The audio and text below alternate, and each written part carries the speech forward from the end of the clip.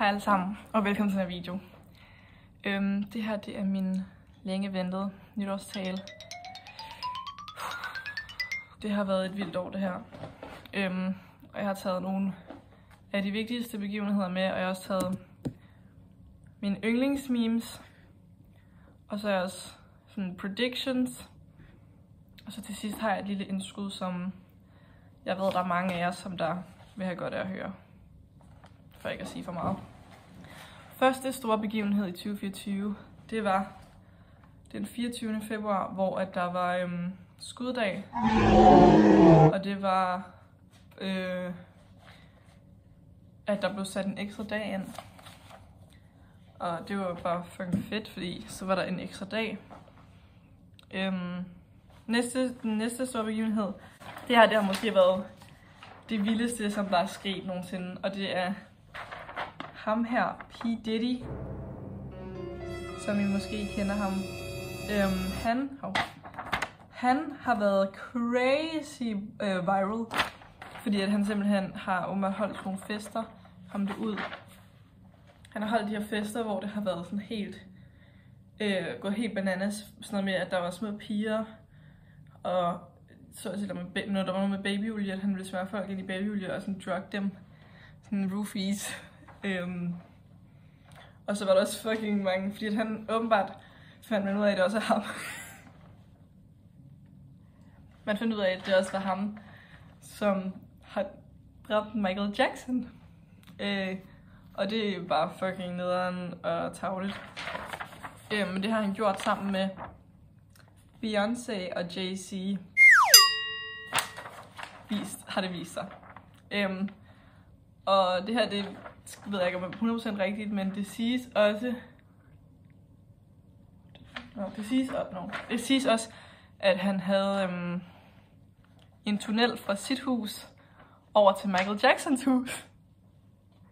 Og det er sådan, han gjorde det. Og til hans fester, der var der åbenbart rigtig mange sådan der celebrities inviteret. Men de kan ikke huske det, fordi de er jo blevet roofied. Så de har alle sammen glemt det, men der er masser af proof, for eksempel igennem en sang, som der hedder, jeg ved ikke, hvad den hedder, men det er, hvor de siger, she knows, og der siger de, she knows, hvilket er basically, she knows, det betyder Beyoncé, fordi hun hedder Beyoncé Knowles.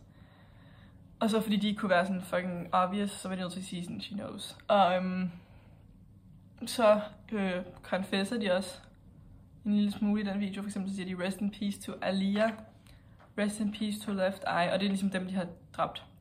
Michael Jackson, I see you, just as soon as I die. Så der var de jo, men jeg har faktisk hørt ret meget om sådan noget med, her sådan gennem Mørkeland og sådan noget true crime, at ofte så er det sådan nogle serial killers, de kan godt lide at sådan efterlade små spor, fordi at grunden til, at de gør det åbenbart, har noget at gøre med, at de gerne vil have opmærksomhed. Så de vil gerne have sådan credit for deres værk. Så jeg tror lidt, det der har sket i den sang.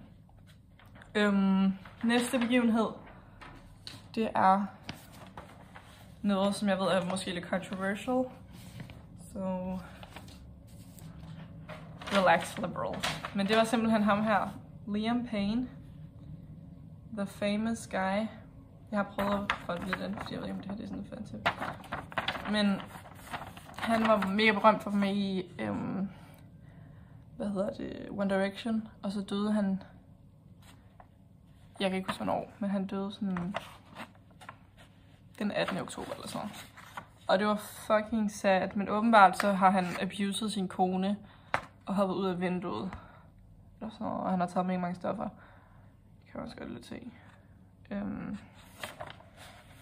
Det var fucking ærgerligt. Måske har det været P. Diddy, som der har sørget for det, hvem ved. Næste store ting, som der skete. Nu er vi nået til min samling af memes. Det her det har været det, jeg har glædet mig mest til. Så jeg har taget mine yndlingsmemes med fra 2024. Og vi starter stærkt ud med Very Mindful and Very Demure.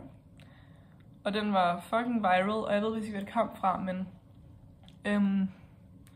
jeg har set faktisk, at den stadig er i gang, fordi det så sådan en annonce på TikTok om et mærke, der hedder Peach Fuzz. Jeg er ikke blevet betalt for at lave den her video, by the way. I hvert fald ikke af dem, men i hvert fald. Så, hvad hedder det? De der var sådan en reklame, som jeg hele tiden får på min For You page, hvor de snakker om sådan der: shaving with Peach Fuzz is very demure. Så den er stadig i gang. Næste fede meme, det er den her, som jeg faktisk har med. That feeling when knee surgery is tomorrow. Den er fucking fed. Den er nok en af mine favoritter. Jeg har sådan en meget stor favorit, men den her var fucking også fed. Og det var den her blå Grinch, som der var fucking sneaky. Den kunne jeg virkelig godt lide. Den her video er i øvrigt sponsoreret af Honey, som giver adgang til forskellige discount codes, når I shopper online. I kan tilføje den som udvidelse på Chrome. En anden, som jeg godt kunne lide, det er en, som jeg ved lidt mere niche, så der er nok ikke så mange, der kender den. Men det var The First Meme of 2024. Jeg fik lige at vide, at jeg ikke havde mere plads. Men det var den her, hvor den siger Chica Waga, og det var sådan The First Meme of 2024, så det var fucking fedt. Et andet meme, jeg rigtig godt kunne lide, det var Saddam Hussein. Memes, hvor man skulle finde hans hiding spot forskellige steder. Og jeg fandt den faktisk på et tidspunkt i skolegården, hvor der var sådan en skygge. Men der var ikke så mange, der kendte det meme på det tidspunkt, for det var meget sådan i starten. Også fordi jeg føler, at det der meme har været der i lang tid, men åbenbart ikke. Men det var fucking fedt. Næste meme, det her det er nok mit yndlings. Ja, det er nok min helt store favorit. Og det er English og Spanish. Det var fucking fedt. Og det var, hvor man ligesom skulle sige til nogle English og Spanish. Og så ville med det samme ville gøre sådan her. Fordi at så siger man ligesom English, sådan hvis man snakker engelsk for eksempel. Og så ville det være sådan, oh, the first one to move is gay. Så det var bare fucking fed.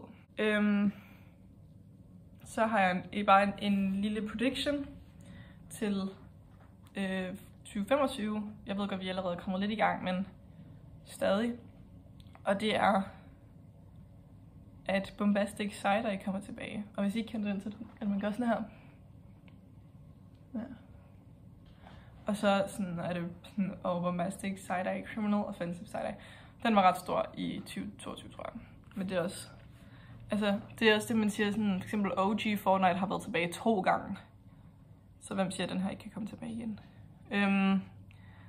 Som det sidste indslag har jeg faktisk noget, som jeg ved, der er mange, der ikke bliver glade for. Det her, det er en meget elsket person af mange, sikkert. Men det er en, hvis man går på Averhøj, så ved man, hvem det her er, fordi det er en, der er mega populær, og mange kalder ham sådan kongen af Averhøj, fordi at han har sådan ret mange sådan connections. Men det er nemlig ham her, også kendt som Emil Strand, eller primært kendt som Emil Strand. Men jeg var på et tidspunkt stod og snakkede med ham, og så kunne jeg bare mærke, at der var noget fucking lusket. Og så begyndte jeg at undersøge lidt. Og så fandt jeg, gamle pergamentruller, som jeg tog ud, skilt fra hinanden. Og så læste jeg, og det var en kontrakt, hvor der stod, at Emil rent faktisk i 2013, der gik Emil på KG, Københavns Åben Gymnasium, tror jeg det her. Der gik han. Men så er han så vokset op, men han har en sygdom, som der gør, at han stadig ser ung ud. Så han er blevet hyret af politiet til at udspionere eleverne på forskellige skoler. Og der var det ligesom hans mission, at han skulle sprede det her mega brede sociale net, for at han så kunne finde ud af, hvem på de forskellige skoler, som der tog heroin. Og så ville han så snitche til politiet. Men så er der så en af lærerne. Jeg må ikke sige, hvem det er. men jeg ved godt, hvem det er, men jeg må ikke sige det. Men en af lærerne har så kunne genkende ham, fordi de har gået i skole sammen. Og ligesom været sådan, hey, du er for gammel. Og så viser det sig ligesom, altså så blev det helt afsløret, og sådan, jeg tror ikke, der er så mange på skolen, der ved det endnu. Men jeg har i hvert fald fået at vide, at han bliver smidt ud, men jeg tror først, det er til sommer.